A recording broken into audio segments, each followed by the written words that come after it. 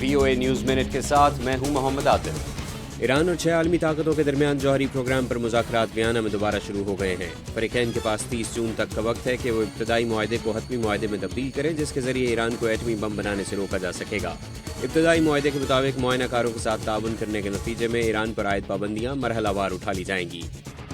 جرمنی میں آشوئٹس کے ایک سابق 93 سالہ نازی گارڈ نے مقدمے کی سماعت کے دوران بتایا ہے کہ کس طرح نازیوں کے زیر قبضہ پولینڈ کے اس کیمپ میں یہودیوں کو کمروں میں بند کر کے گیس کے ذریعے ہلاک کیا جاتا تھا۔